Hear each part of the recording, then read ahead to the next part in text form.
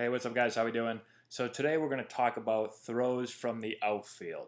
We're going to look mostly at throws coming from the outfield to home plate, but you can use this for any base, third base, second base, home, wherever you want. The principles basically remain the same.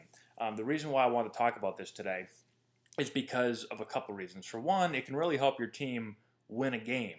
There's a lot of games that are lost late in the game because either outfielders don't know the proper way to throw the ball to home plate, or they throw the ball over the cutoff man's head and a base runner moves up an extra base, which ends up hurting their team later in the game.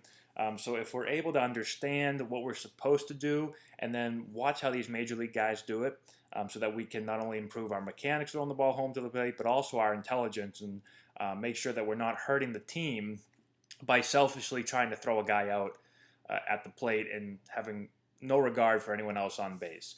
So I'm going to play this through. We can take a look and then we'll talk about it.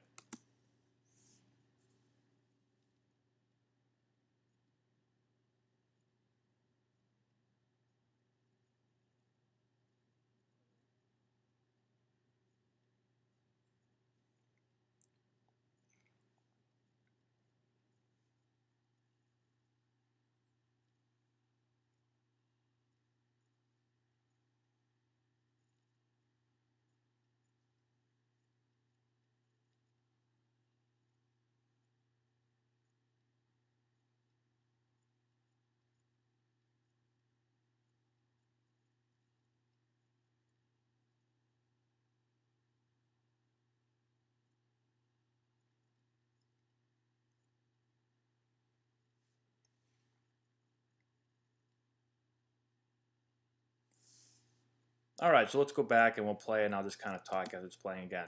So, a couple of things. First thing you're going to notice is anytime as an outfielder you're going to throw the ball to a base, you want to get yourself behind the ball so that your momentum is coming towards the base that you're throwing at.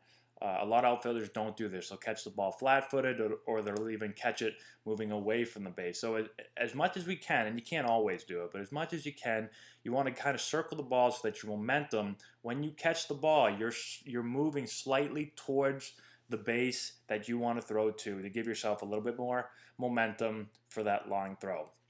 So that's the first thing. The second thing that you're going to notice is every outfielder here is throwing the ball low. And one of the biggest things I see when I'm working with younger players, or I'm watching high school games or college games, is that a lot of throws from the outfield are way too high. So they throw it way over the cutoff man's head. They allow the batter runner to move up, or if there's a man on first, they allow them to go first to third. So they're giving up too many free bases. A lot of times what I see is they throw the ball high, the runner's safe at home, and they get the extra base, which you might not think it's a big deal, but every base matters. So we can't just be giving up free bases, especially second and third base. If there's less than 2 outs, those are huge bases to be giving up for the other team. So make sure that we keep our throws low. Every ball that's thrown here is basically going through the cutoff man's head, and there's only a couple that the catchers actually catch in the air. And now these outfielders are guys that have some of the greatest arms in the world, and they're not throwing the ball in the air all the way to the plate. So younger outfielders should take notice of that, because at the high school level, there's rarely outfielders that can reach all the way to the plate, and the only way if those guys that can reach, the only way they really can reach is by throwing the ball 50 feet in the air. So don't worry about throwing the ball all the way to the plate. Throw the ball low and let the ball take a long hop to the catcher. So that's the big thing you're going to notice. Every ball that's thrown here is through the cutoff man's head, long hop, bang. Let's go back to this one again, because this is picture perfect. So he gets behind the ball. He feels the ball with his momentum coming towards the plate. He's going to take a crow hop to allow himself to get into position. He's got a big long arm circle. He throws the ball. His momentum carries him straight towards home plate. The ball is low. It's on a line. Although the cutoff man's a little late getting there and should probably be somewhere over here. The ball is through the cutoff man's head, basically. One long hop so that the catcher can catch, secure, and place the tag. So base runners are not able to move up And in this case, move back. So in this case, it's actually really good base running by the base runner, because I'm assuming that there's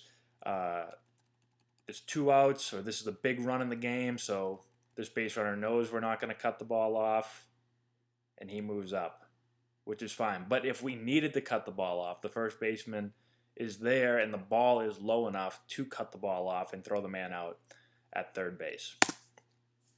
So it's huge to keep the ball low and throw a nice long hop. You want one hop.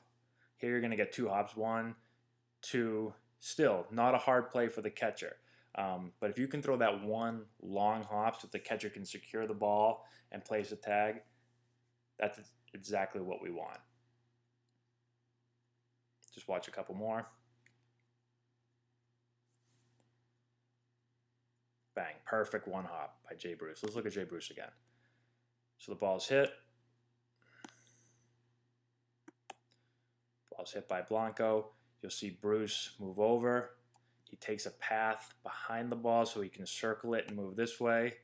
So he gets around it. Gets himself set up so that his feet are starting to move towards home plate. Catches. Crow hop. Long arm circle.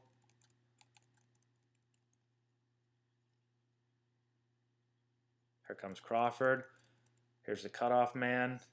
If we needed a cut, through the cutoff man's head, long hop, catch, tag, out.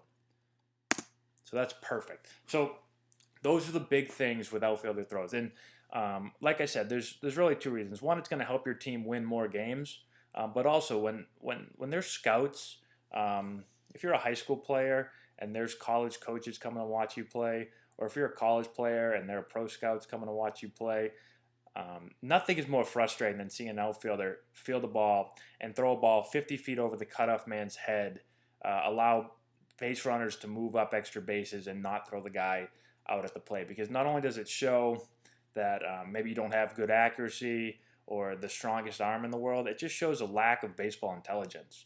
And those are the type of things that college coaches and scouts are looking for, and they can mark you down right there. This guy doesn't know how to play the game that he's selfishly trying to throw a guy out the plate, or isn't thinking the game the way that he should be, throwing the ball 50 feet over the cutoff man's head. So it's not just obviously we want to win games, and it's going to help your team win, but it also just makes you look. It doesn't make you look good, and it makes your baseball intelligence, even if you are a smart player, it makes it look like you don't know how to play the game, which is never good in the eyes of a scout or a college coach. So make sure that you're doing these things. So let me know if you have any questions. Like the video, share it with your friends, subscribe to the channel, comment in the section below, all that good stuff. And we will talk to you later.